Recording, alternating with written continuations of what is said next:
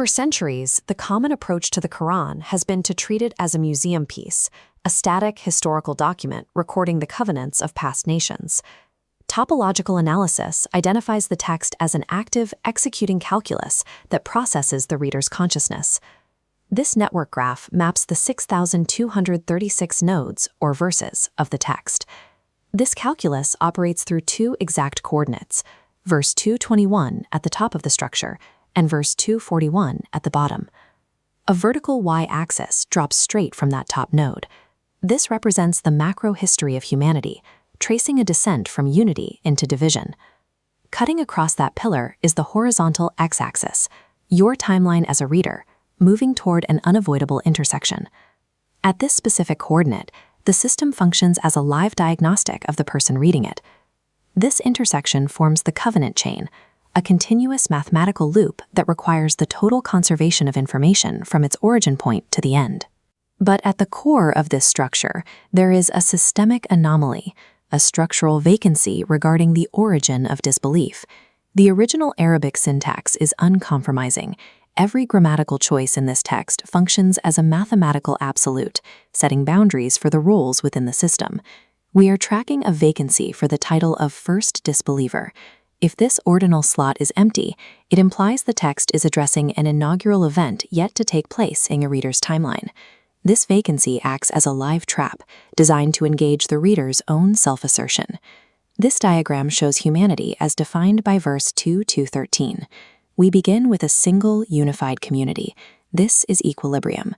Then we see the first mathematical event, the split. Humanity fractures through difference, creating a binary bifurcation, the two state. The text specifies this split emerged from internal envy among those holding the signs, not from a lack of information. In response, the book descends as a vertical measure. It drops into the gap, operating as an objective scale to judge the divided halves. This historical descent is only the setup. The macro split has been defined, but its final resolution remains open. The descent of the book forces the macro-historical Kenshin into a single point, the reader's current location on the horizontal axis. Standard theological accounts identify Iblis, Satan, as the first disbeliever. Verse 234 disproves this through the Arabic particle minna, meaning among. This is a partitive function. Iblis joined a pre-existing state of divergence. He did not inaugurate it. Reacting to a command directed at a group he was outside of, Iblis is a reactive node, not an origin node. Now look at verse 241. The text employs a linguistic shift to the ordinal awala kafirin, the first disbeliever. The grammatical states are distinct. Minna describes joining a set. Awala describes an inaugurator who opens a brand new field of defiance. Verse 241 is addressed to the person holding the confirming book. Your timeline intersects exactly at this node. If the reader recognizes the text but refuses its command, they fulfill the vacancy, minting their mundane wealth into a false idol, the golden cow. Iblis was structurally blocked from claiming the title of first disbeliever. The slot remains open for the active reader. As the reader's timeline hits that 241 intersection, the system presents a stabilizing choice. This is the 3 state, the formation buffer. It functions as a Lagrangian control layer to stabilize the system before the reader's final orientation is locked. The activation protocol is found in verse 19:12. Take the book with strength. This command requires a grip like that of a child, precognitive, before the ego can insert itself as a judge over the text. Contrast this with Musa at the mountain in verse 7:143. His self-certainty was physically annihilated by the manifestation of the light. From that collapse, Musa claimed the ordinal, Awalu al-Mu'minin, first of the believers. He seized the inaugural title through total surrender. This creates a symmetrical fork at the origin point.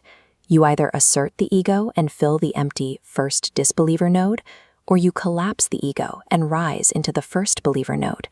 Belief requires the annihilation of the self at the point of contact. Disbelief is the assertion of the self over the command.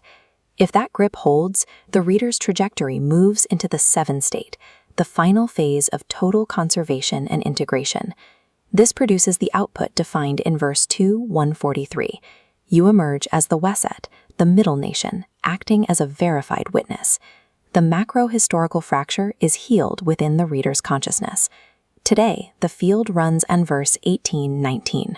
There are no physical prophets left. Every reader is a spiritual orphan entering the field without inherited cover. You carry the silver coin of 1819. This represents the direct, unmediated transaction between you and the book, a transaction that cannot be inherited. The loop is visible and closed.